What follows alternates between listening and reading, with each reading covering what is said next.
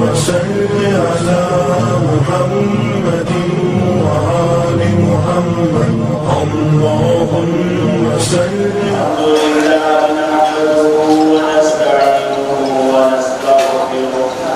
ونؤمن به ونتوكل عليه ونشهد أن لا إله إلا الله وحده لا شريك له ونشهد أن سيدنا وسندنا ونبينا ومولانا محمدا عبده ورسوله أما بعد فأعوذ بالله من الشيطان الرجيم بسم الله الرحمن الرحيم يا أيها الذين آمنوا قوا أنفسكم وأهليكم نارا وقودها الناس والحجارة عليها ملائكة غلاظ شداد لا يعصون الله ما أمرهم ويفعلون ما يؤمرون صدق الله العظيم قال النبي صلى الله عليه وسلم ما نحل والد ولدا من أدب حسن أو كما قال عليه الصلاة والسلام قابل القدر وارثين الأنبياء علماء الكرام حاملين القرآن حفاظ النظام عاملین محلہ ذمہ داران مساجد حاضرین مکرم طلباء اور طالبات اور معزز و عزت مآب خواتین روٹی کپڑا اور مکان ہر فرد کی ضرورت بجلی پانی روڈ دواخانہ اور اسکول ہر گاؤں کی ضرورت ڈاکٹر انجینئر اور وکیل ہر قوم کی ضرورت اسی طرح مسجد مدرسہ مکتب امام مولوی حافظ قاضی مفتی یہ ہر مسلمان کی ضرورت اللہ کا کرم کہ جو چیز جتنی زیادہ ضروری ہوتی ہے اللہ تبارک و تعالیٰ اپنے فضل سے اسے اتنا عام رکھتے ہیں اور اتنا اسے سستا رکھتے ہیں سب سے زیادہ ضروری ہے ہوا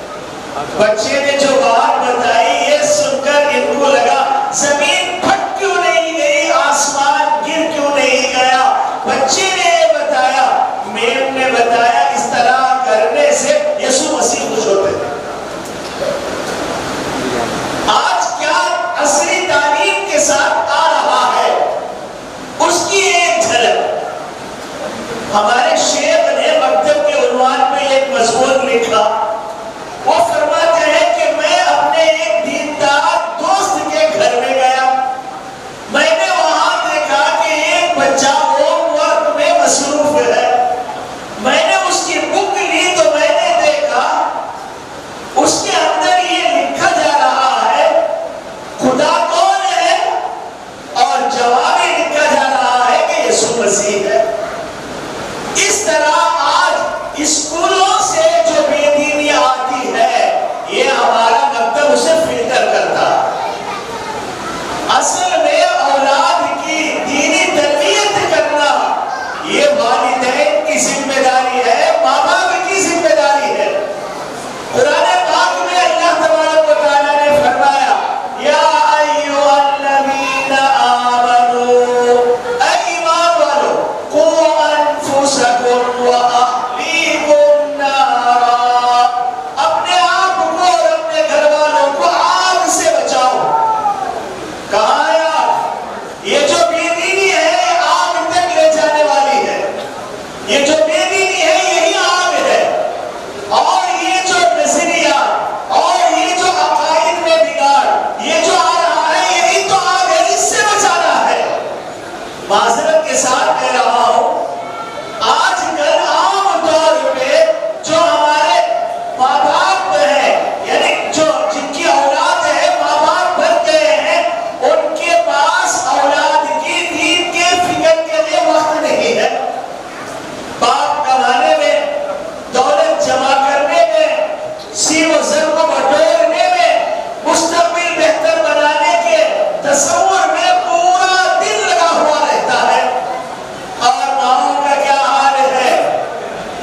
گھریلو کام کاج میں ابھی سیل فون کی بات بہتر انداز سے بتائی گئی، لمبی لمبی اس پر گفتگو کرنے میں اور کچھ دیکھنے میں کچھ سننے میں ان کے ایسے مصروفیات ہوتی ہیں کہ اولاد کو دینے کے لیے ان کے پاس وقت ہی نہیں ہوتا. حالانکہ یہ ذمہ داری تھی والدین کی. رسول خدا صلی اللہ علیہ وسلم نے فرمایا افتحوا علی صبیانکم اول کلمۃ بقول لا الہ الا اللہ. اپنے بچے کو جب وہ بولنا سیکھے سب سے پہلا بول کیا سکھایا جائے؟ ابو یہ چاہتے ہیں کہ بچہ سب سے پہلا بول جو بولے وہ ابو بولے. ماما یہ چاہتی ہے کہ سب سے پہلا بول اس کا نام بولے. بھیا یہ چاہتا ہے کہ سب سے پہلے اسے بھیا کہے. موسی یہ چاہتی ہے کہ سب سے پہلے اس کا نام لے. لیکن رسول خدا صلی اللہ علیہ وسلم نے بتایا کہ تمہارے گھروں کا ماحول ایسا ہو، تمہارے گھروں میں اللہ کا نام اتنی مرتبہ لیا جا رہا ہو، صبح و شام تمہارے گھر میں تلاوت قرآن، ذکر و اذکار کا عام ماحول ہو. جب تمہارا بچہ بولنے لگے تو اللہ بولے. ہم ہاتھ رکھے دل پہ اپنا جائزہ لیں اپنے گھروں کا. کیا ہمارے گھرانوں میں جب بچے نے بولا تو کیا پہلا لفظ اللہ بولا تھا؟ ہم سوچے ہم سمجھے کیا بات ہے. حقیقت میں آج ہم نے اولاد کی نئی نسل کی دینی ذمہ داری نبھانے میں پیچھے رہ گئے ہیں. سرکار دو عالم صلی اللہ علیہ وسلم حضرت حسن رضی اللہ تعالیٰ عنہ رسول خدا صلی اللہ علیہ وسلم نے دیکھا کم سن ہے، رینگتے ہوئے گئے غالباً، اور یہ کھجور انہوں نے اٹھایا اور اپنے منہ میں ڈال لیا.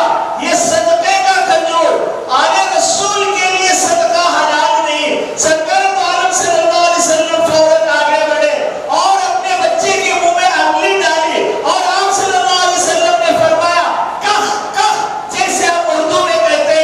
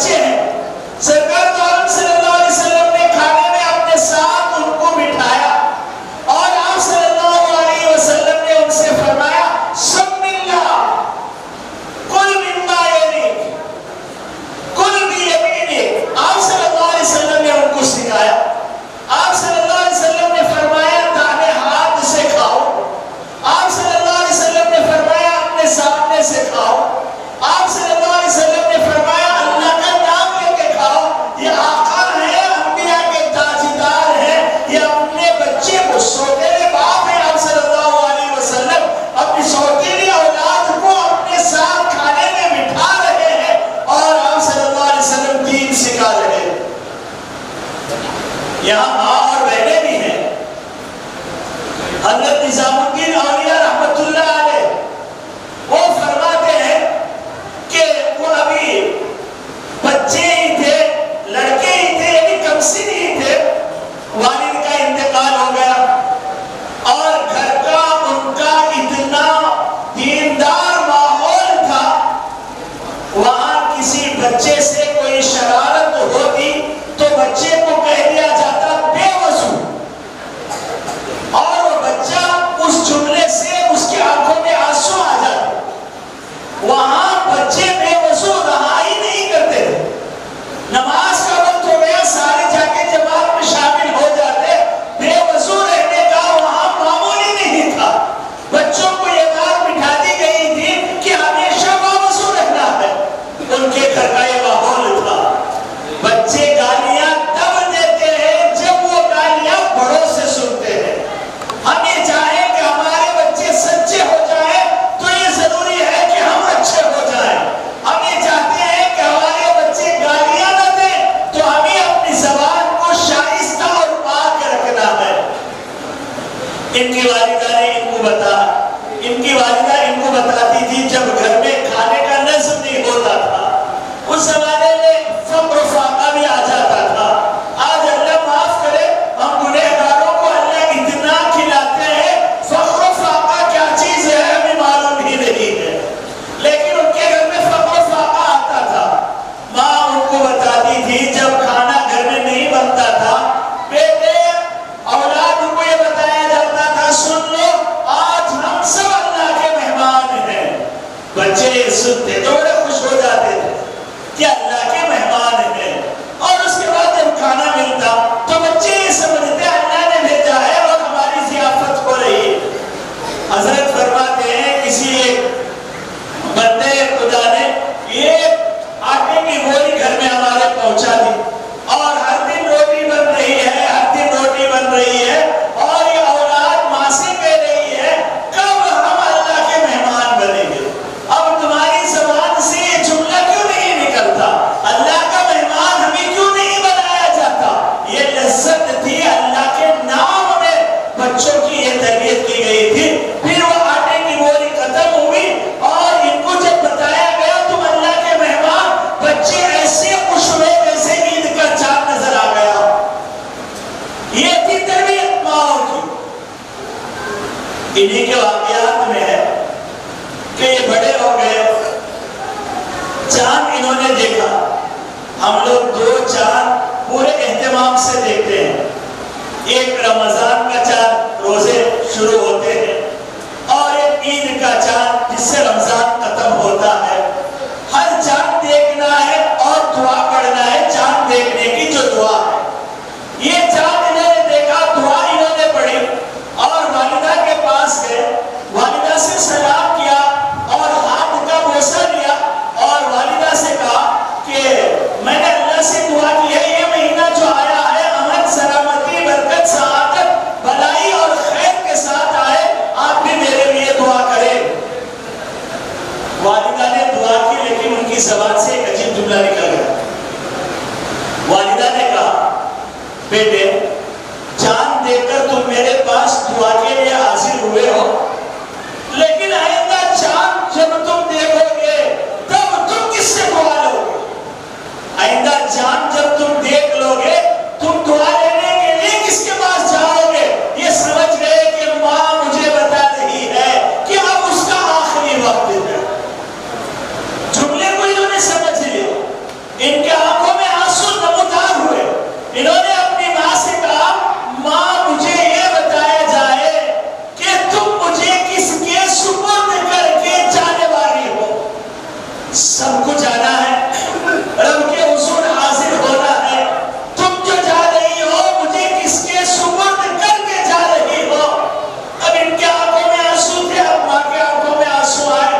ماں نے کہا میں اس کا جواب سحر میں دوں گی، میں اس کا جواب سحر میں دوں گی. کیا مطلب ہے؟ تہجد کے وقت میں دوں گی. اب یہ رات بھر کروٹ بدلتے رہے اور ماں بھی دعا میں رہی اور جب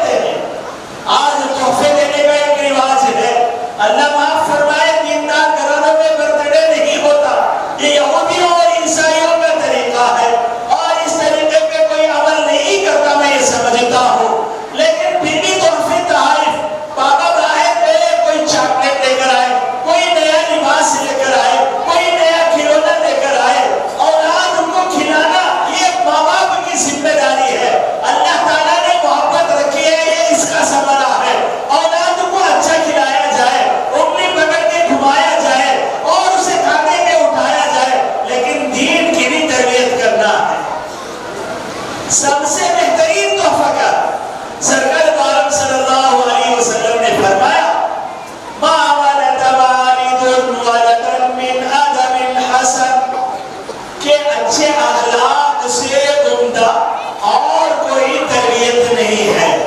یہی تربیت ہے، یہ والد کی طرف سے اولاد کے لیے سب سے بہترین تحفہ ہے. تو اصل یہ ذمہ داری ہے ماں باپ کی کہ ماں باپ اپنے اولاد کو دین سکھائے. ماں باپ مصروف ہو گئے، اس زمانے میں یہ ذمہ داری ہمارے مکاتب پورا کر رہے ہیں. اور والدین، ایک حدیث پاک ہے، عام طور پہ ماہ رمضان میں زکوٰۃ کا جو بیان ہوتا ہے، ہمارے علماء اکرام اس حدیث کا مذاکرہ کرتے ہیں. سرکار عالم صلی اللہ علیہ وسلم کی خدمت میں ایک خاتون آئی اور اس کے ساتھ اس کی ایک کمسن لڑکی بھی تھی. حدیث کے الفاظ ہیں وَفِي يَدِ ابْنَتِهَا مُسْكَتَانِ غَلِيظَتَانِ مِنْ ذَهَبٍ. ایک خاتون آئی، تھوڑا سا توجہ سے سن. کون آئی دربار رسالت میں؟ ایک خاتون آئی اور اس کے ساتھ ایک بچی ہے، کمسن ہے، بالغ نہیں ہے. خاتون کے ساتھ وہ لڑکی بھی آئی اور زیور کس کے ہاتھ میں ہے؟ لڑکی کے ہاتھ میں سونے کے کنگن ہے. آپ صلی اللہ علیہ وسلم نے ماں سے پوچھا اتؤتین زکوٰۃ ھذا، کیا تم نے اس کی زکوٰۃ دے دی ہے؟ آقا صلی اللہ علیہ وسلم نے ماں سے پوچھا کیا تم نے اس کی زکوٰۃ دے دی؟ ماں نے بتایا کہ میں نے اس کی زکوٰۃ نہیں دی ہے. شاید انہیں مسئلہ معلوم نہیں تھا، لیکن بات یہ ہے کہ کوئی بھی کام کرنے سے پہلے اس کا مسئلہ معلوم کر لینا یہ مومن کی ذمہ داری ہے. نکاح سے پہلے بیوی کے حقوق جان لینا یہ نکاح قبول کرنے والے کی ذمہ داری ہے. جیسے سواری چلانے سے پہلے سواری چلانا سیکھ لینا یہ ہر شہری کی ذمہ داری ہے. نماز فرض ہونے سے پہلے ساری نماز کے طریقے اور سارے نماز کے سنن اور آداب کا سیکھ لینا یہ ذمہ داری ہے. ایک بات درمیان میں سن لے، عام طور پہ بعض لوگ یہ سمجھتے ہیں کہ بچے کی بسم اللہ پانی کب ہونا ہے؟ 4 سال، 4 مہینے،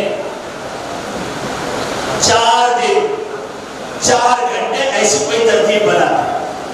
یہ بات نہیں ہے. آج 4 سال میں ہمارا بچہ LKG UKG یا اس سے پہلے جو جماعتیں ہیں کیا کیا پڑھ لیتا. کس نے بتایا کہ دین سیکھنے کے لیے 4 سال ہونا ضروری ہے؟ قرآن پاک کا اگر ہم مطالعہ کریں، قرآن پاک میں ایک سورت ہے آل عمران، سورۃ عمران، آل عمران کا تذکرہ ہے قرآن پاک میں. یہ کون ہے عمران جن کا قرآن پاک میں تذکرہ ہے؟ یہ بیت المقدس کے امام تھے. یہ پیغمبر نہیں تھے، بیت المقدس کے امام تھے، بڑے دیندار تھے. اور ان کی بیوی تھی حنہ بنت فاقوس جس کا نام. ایک زمانہ ہو گیا نکاح کے بعد ان کے چمن میں اولاد کا پھول نہیں کھلا. نکاح کے بعد سب سے زیادہ انتظار رہتا ہے اولاد کا. وہ ایک پیار کا ثمرہ ہوتا ہے، سارے خاندان میں انتظار کیا جاتا ہے. اس کے لیے دعائیں اور علاج معالجہ بھی کیا جاتا ہے اگر تاخیر ہو جائے. ان کو بھی انتظار تھا. ایک دن میاں بیوی اپنے صحن میں بیٹھے ہوئے تھے. انہوں نے دیکھا ٹہنی پہ ایک پرندہ آیا اور اپنی چونچ سے وہ ایک دانہ لے کے آیا اور اپنے چوسے کے منہ کے اندر اس نے دانہ ڈالا. یہ منظر انہوں نے دیکھا تو ان کے دل کے اندر اولاد کی تمنا جو پہلے سے تھی جاگ اٹھی. فتحت، ماں نے اولاد کے لیے اللہ سے دعا کی اور دل سے دعا نکلی تھی، عرش پہ پہنچ گئی. اللہ تبارک و تعالیٰ نے اسے قبول کر لیا اور اولاد کے آثار ظاہر